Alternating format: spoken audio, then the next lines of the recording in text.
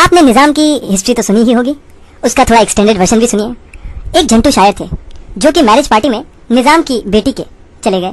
वो बहुत ही अच्छे से सबसे बिहेव कर रहे थे। कुछ शेर शायरी हो जाए तो शायर साहब फरमाने लगे, शेर कहे शायरी कहे या गाए कोई गाना, शेर कहे शायरी कहे या गाए कोई गाना, तेरी नानी पैर उठाए चोदे मेरे नाना। ये सुनकर सारे लोग बड़े ही हैरान थे। वो जानते थे ये शायर बड़ा ही गांडू है, परंतु वो ये भी जानते थे कि ये एक रॉयल मैरिज है, तो वो चाहते थे कि कुछ अच्छा सुने उससे। तो हमारे शायर साहब फरमाने लगे, क्या हंसी फिजा है इंतजाम की। लोग वाह वाह करने लगे। क्या हंसी फिजा है इंतजाम की, क्या हंसी फिजा है इंतजाम की, चुदेगी आज लौंडिया निजाम की। लोग बहुत ही गर्मा गए क्योंकि वो साले हमारे जैसे नहीं थे ना। वो उसे गालियां देने लगे और पत्थर मारने लगे, कहने लगे अरे मादर चोद। इस पर शायर साहब कह उठे, ऐ धरती के चांद सितारों। इस पर लोग थोड़ा शांत हो गए। ऐ धरती के चांद सितारों, माँ के लौड़ो पत्थर न मारो। लोग बौखला गए और उसे मारने पीटने लगे। इस पर शायर साहब ने बहुत ही मिन्नतें की, पर लोगों ने उनकी एक न सुनी।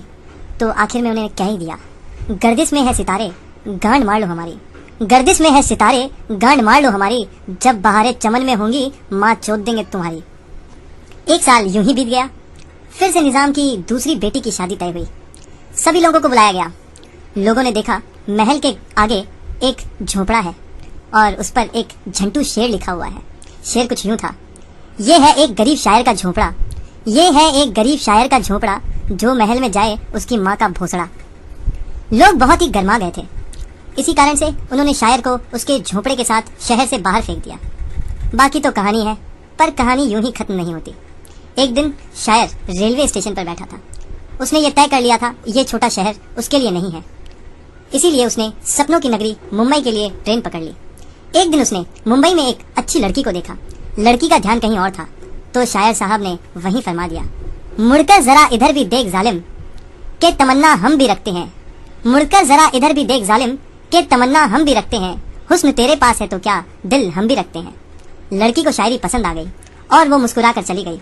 शायर साहब इतने खुश हुए कि अगले दिन ही उन्होंने फरमा दिया, चलती हो हिला हिला के क्या मार डालोगी, चलती हो हिला हिला के क्या मार डालोगी, हमको नहीं दोगी तो क्या अचार डालोगी। यू वोंट बिलीव, बट लड़की को ये भी शायरी पसंद आई और वो उसके लिए प्यार में पागल हो गई। कुछ दिनों तक बातें बहुत ही अच्छी चलती रहीं। तो एक सुहाने मौसम में हमारे दोस्त शायर ने कह ही डाला, दिल तो दिया है तुझे पर एक शर्त लगाई है, दिल तो दिया है तुझे पर एक शर्त लगाई है, लेनी है वो चीज जो तूने टांगों में छिपाई है। लड़की को कोई अंदाजा नहीं था झंटू शेर के झंटू शायरी का, फिर भी वो एक बार घूम कर देखी। शायर को लगा कि लड़की शर्मा गई और उसे पसंद आ रही है उसकी शायरी, तो वो एक झंटू शेर फिर से बना डाला। तीर क्यों चलाती हो जो धार है तलवार में, तीर क्यों चलाती हो धार है तलवार में, चूची क्यों हिलाती हो जब माल है सलवार में। लड़की एकदम रूठ गई और वो एक बस की तरफ भागने लगी।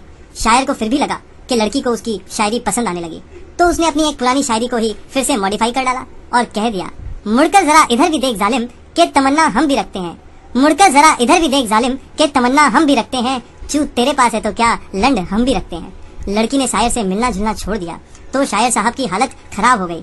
दोस्त लोग भी खैरत पूछने चले आए टू चीयर हिम अप। उन्होंने उससे रिक्वेस्ट की कि कुछ एक शेर अर्ज करे, तो उसने फरमाया, बेदर्द जमाना क्या जाने क्या चीज जुदाई होती है, हम लंड पकड़ के बैठे हैं जबकि घर घर में जुदाई होती है। ये सुनकर लोग हिल गए। कोई बोला लंड को संभालो, तो कोई कहता है लंड पकड़ कर बैठोगे तो मूतने कैसे जाओगे।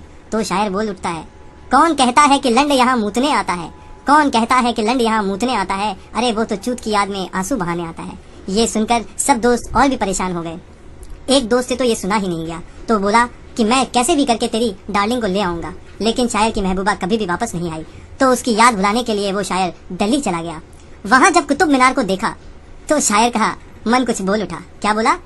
देख के कुतुब मीनार शायर का दिमाग दौड़ा, देख के कुतुब मीनार शायर का दिमाग दौड़ा, आसमान को चोदने चला धरती का लौड़ा। इस पर दिल्ली पुलिस की गांड में खुजली हुई और उसे पकड़ लिया गया। जब कोर्ट में पेश किया गया और जज साहब ने पूछा कि तुम्हें कुछ कहना है, तो शायर बोल उठा, ऐ सनम उठा कलम, ऐ सनम उठा कलम, मुझे कसम है रब की, जब तू फैसला सुनाएगा माँ चोद दूंगा सबकी। On such a contempt of court, जज ने उसे मरने का हुक्म दे दिया, सजाए मौत।